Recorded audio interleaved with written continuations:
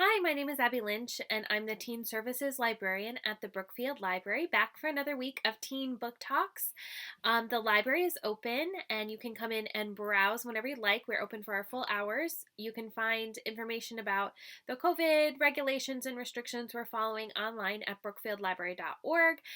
So we hope to see you in soon. We are also continuing to do curbside pickup, so if any of the books today sound appealing to you, you can still put them on hold online or by calling 203-775-6241, and we're happy to put them out for you for curbside pickup. And some of them are available as ebooks and audiobooks, and I'll make sure to mention that when they are. Today's theme is books with boats. Some of it, the boat connection is pretty thin, and some of it's like real books that are set on boats, and I have a nonfiction book about a boat.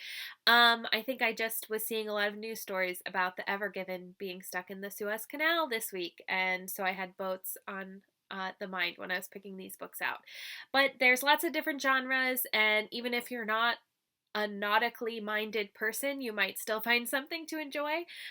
So let's get started. Our first book is a nonfiction selection called The Whydah, A Pirate Ship Feared, Wrecked, and Found by Martin W. Sandler. Launched in 1716 to ply the triangular trade route, the Whydah was designed to be fast and to hold large amounts of cargo, both material and human. Captain Prince had completed the sale of enslaved people brought from Africa to the Caribbean and had turned the Whydah toward England laden with riches when his ship was overtaken by one of the most successful pirates of the time. Black Sam Bellamy sought not only fortune but a ship with a large capacity to carry it. He used the Whydah as his flagship and loaded it to the gunwales with loot from vessels plundered along the east coast of America. But on a stormy night in 1717, the Whydah ran aground on a sandbar off Cape Cod and sank. Cape Codders salvaged what washed ashore. The governor of Massachusetts sent his best men out to look for the rest, but nothing could be found. It wasn't until 1984 that marine archaeologists found the wreck and its treasure of old and priceless artifacts, as well as a wealth of historical evidence that changed much of what we thought about pirates. So that's the Whydah. It's got an Excellence in Nonfiction award, and if you like your nonfiction with maps and tables and figures and drawings and photos, it's got some of those in there. You can see a map. It's got source notes and a bibliography in the back. So, yeah, here's some photos here.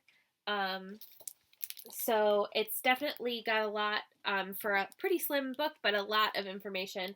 One thing that I noticed when I was looking through it is that there's a whole chapter just on the legends surrounding the boat. So you get the real story, and then you get sort of the legends that spun out of it. So that's The Whydah by Martin W. Sandler. Next up, we'll turn to a fictional pirate ship in The Mermaid, the Witch, and the Sea by Maggie Tokuda-Hall. Aboard the pirate ship Dove, Flora the girl takes on the identity of Florian the man to earn the respect and protection of the crew.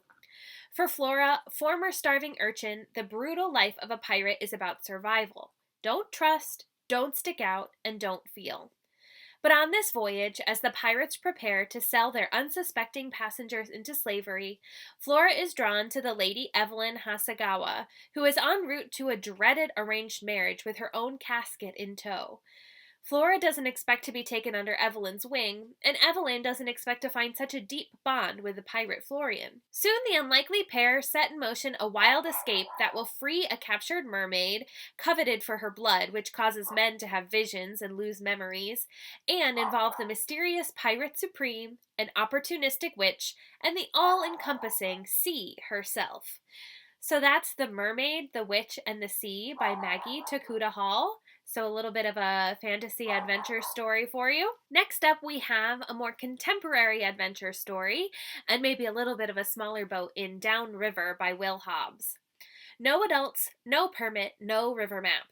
15-year-old Jessie and her 6 companions from Discovery Unlimited, an outdoor education program for troubled teens that she's been sent to by her father, borrow the company's rafting gear and take off on their own down the Colorado River through the Grand Canyon. Floating beneath sheer red walls, camping on white sand beaches, exploring caves and waterfalls, Jessie and the others are having the time of their lives. at first.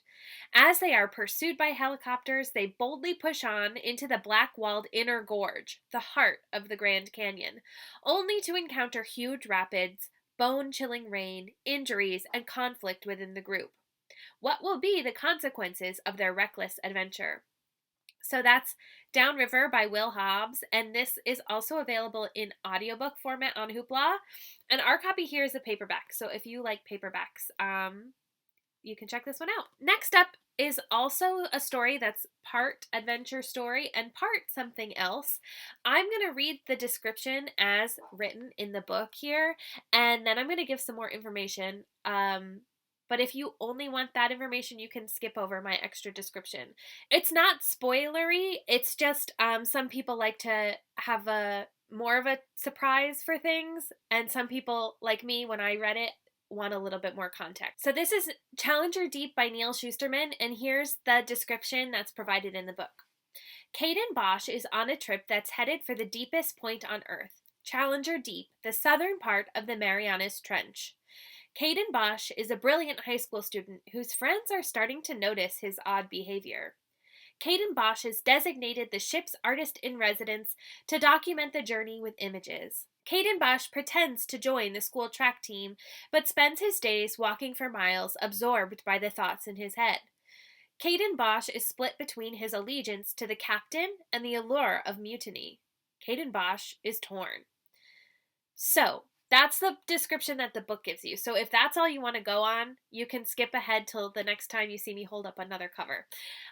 If you want more information, I'm going to say that now.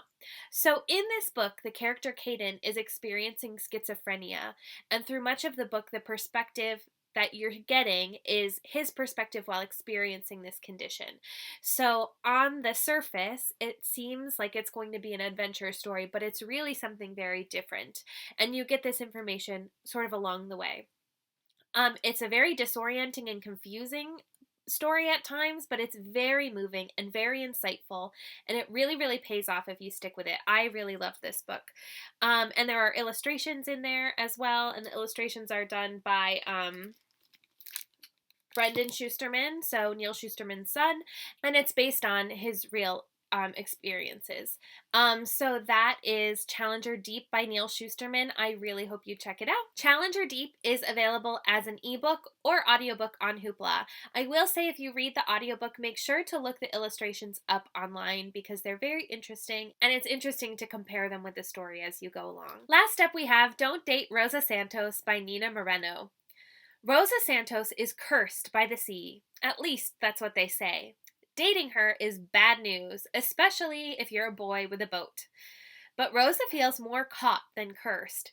Caught between cultures and choices, between her abuela, a loved healer and a pillar of their community, and her mother, an artist who crashes in and out of her life like a hurricane. Between Port Coral, the quirky South Florida town they call home, and Cuba, the island her abuela refuses to talk about. As her college decision looms, Rosa collides, literally, with Alex Aquino, the mysterious boy with tattoos of the ocean whose family owns the marina. With her heart, her family, and her future on the line, can Rosa break a curse and find her place beyond the horizon? And Don't Date Rosa Santos is also available in audiobook format on Hoopla. So that's it for today. Those are all of our books with boats. I hope one of those is interesting to you. If you weren't moved by any of the books today, feel free to fill out a personalized reading form on our website under the Teen tab or request a super secret book bag. Those are just some ways to get some more custom recommendations tailored to you. And if not, we will see you next time. I hope you have a great week.